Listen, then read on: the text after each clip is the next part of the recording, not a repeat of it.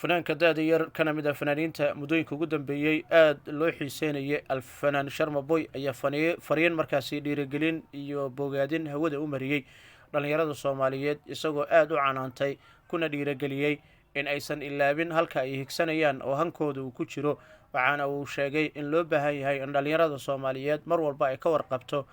in ay iyaga iskood ay horumar isgaarsiin karaan, sidoo kalena ay halka ay joogaan nafsadooda kor uga qaadi karaan.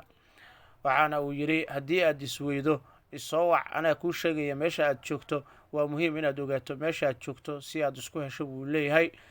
dhambaalkan ama qoraalkan kooban boostigan uu soo geliyey sharma boy bartiisa youtube-ka qeybta community-ga iyo sidoo kale instagram-kiisa iyo dhawaanahan social mediaha si aad u qabsaday, iyada oo dadka qaar ay u fasirteen in sharma boy uu canaananayo dhallinyarada soomaaliyeed, islamarkaana uu ugu baaqayo in ay ku dhiiradaan in ay horumar gaaraan, in aysan ka cajisin oo aysan ka welwelin guuldarrada ay mar walba ku habsato dhallinyarada soomaaliyeed dhanka horumarka. marka inkasta oo ay jiraan caqabado badan oo ku horgudban dhallinyarada soomaaliyeed, loo baahan yahay in ay dhexda u xirtaan una tafaxaytaan sidii ay isku giijin lahaayeen, islamarkaana ay kor ugu qaadi lahaayeen noloshooda, kuna dhiirigelin lahaayeen da-yarta kale in iyagana nafsadooda ay horumar gaarsiiyaan. waxa uu sheegay in dhallinyarada soomaaliyeed muddooyinka ugu dambeeyey in ay la daaladhacayeen, la leecleecayeen dhibaatooyin isugu jiray dhiirigelin la-aan, garab qabasho la-aan, taageero xumo, iyo in iyaga intooda badan ay niyadjab la soo dariisaysay. dhallinyarada soomaaliyeed ayuu sharma boy sheegay in looga baahan yahay in meel walba oo ay iyaga markaasi u socdaan in ay higsadaan oo ay meesha ka saaraan in aysan waxba horumar gaari karin, in aysan gebi ahaanba iyaga ku dhiiran karin in hamigooda sare in ay markaasi ka dhiidhiyaan oo ay si weyn horumar uga gaaraan. waxa uu sharma boy tusaale usoo qaatay dhallinyarada soomaaliyeed 17 sano jirada xulka qaranka soomaaliyeed ku metelaya tartanka bariga ee bartamaha africa ee lagu qabtay koonfurta suudaan, soomaaliya oo iyaduna ka adkaatay dowladda koonfurta suudaan ama suudaanta koonfureed. waxaana uu dhallinyarada soomaaliyeed u sheegay in looga baahan yahay in mar walba ay dhexda u xirtaan sidii dalkooda ay horumar u gaari lahaayeen, loogu faani lahaa, guulo waaweynna ay u hiigsan lahaayeen. sharma boy ayaynu ognahay muddooyinka ugu dambeeyey inuu ku sugnaa dalka maraykanka, waxaana uu lagu tiriyaa fanaaniinta farakudiriska ah ee guulo waaweyn ka gaaray dhanka fanka soomaaliyeed. fanaankan oo afkas hooye ee soomaaliyeed ku luuqeynaya heeso kala duwan oo raabna ku qaadaya ayaa gelgelaya caalamka, waxaana uu soo jiitay indhaha caalamka muddooyinka ugu dambeeyey. sharma boy waxa uu ahaa astaan u taagan in dhallinyarada soomaaliyeed ay higsanayaan, ay guul weyn gaari karaan, iyagoo hiigsanaya dadaalka juhdiga ay bixinayaan iyo halka ay u socdaan. sharma boy ayaynu ognahay in dadka qaar filan waa ay ku noqotay safarkiisa dalka maraykanka, damaashaadka dalka maraykanka uu joogay, safarka halkaasi uu joogo oo inta badan ay u muuqato in sharma boy oo deegaan ahaan imika ugu nool yahay gobolka minnesota ee cariga maraykanka, gaar ahaana magaalada minneapolis. sharma boy ayaa waxa uu ku dhiirigelinaya dhallinyarada soomaaliyeed in aysan ilaabin in ay gaari karaan meelo fogfog, sidoo kale dadaalka, tartanka, guusha mar walba ay yihiin wax walba oo dhallinyarada soomaaliyeed looga baahan yahay in aysan mar walba ku sirmin, laakiinse loo baahan yahay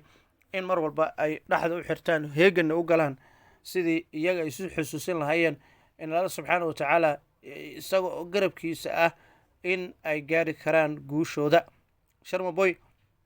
ayay dadku aad markaasi ula socdaan dhacdooyinka ugu dambeeyey ee gobolka minnesota ee cariga maraykanka, shirarkii kala duwanaa ee dhanka fanka soomaaliyeed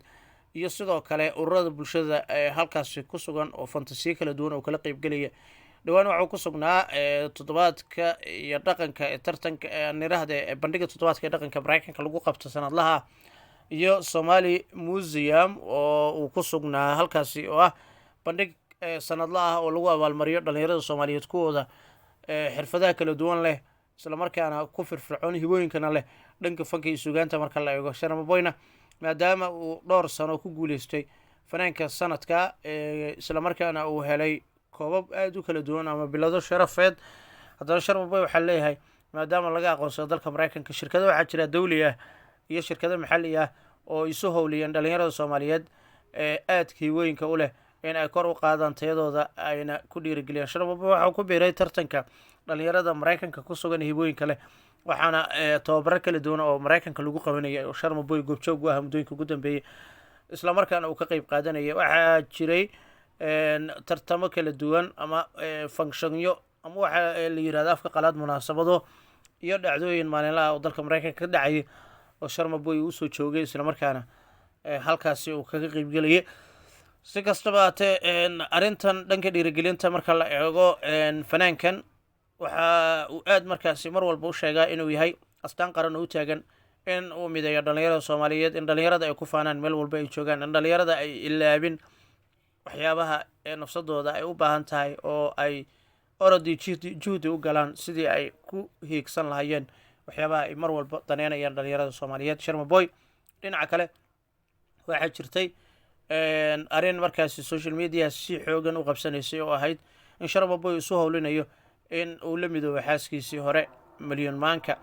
waxaana jiray arrintan waxaa markaasi caddeyn u ah sharmaboy intii lagu guda jiray bandhigii dhawaanahan ka dhacay maraykanka ee Somali Museum-ka ka socotay oo uu sheegay in bandhigaasi ahaa mid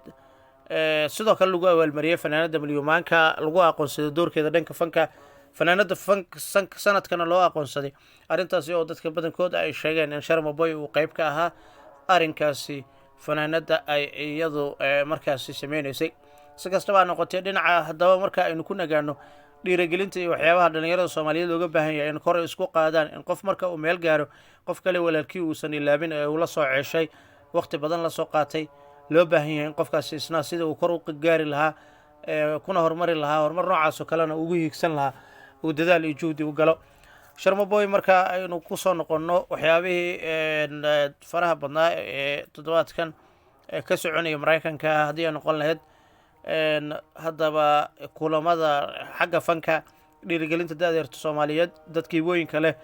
iyo waxyaabaha u qorshaysan, waxaa dhowaan la filan karaa in sharmaboy uu daaha ka qaadi doono ama xarigga uu ka jari doono oo wadda ka soo qaadi doono heese aad u tiro badan oo sharmaboy looga fadhiyo isbuucyada inagu soo aadan in hawada uu soo mariyo. hagaag saaxiibayaal, intaa ayaan kusoo gabagabayna muuqaalkayga maanta. oad ku mahadsantihiin sida aad noola socoteen. tani ismaqalkeena xiga intaynu muuqaal noocan oo kale dib dambe hawada ugu wada kulmi doono, waxaanu idinkaga tegayaa sidaa iyo wasalaamu calaykum waraxmatullaahi tacaala wabarakaatuhu. waxaana idin rajeynayaa asxaabey idinkoo caafimaad qaba in aynu dib dambe muuqaal noocan oo kale hawada isugu imaan doono.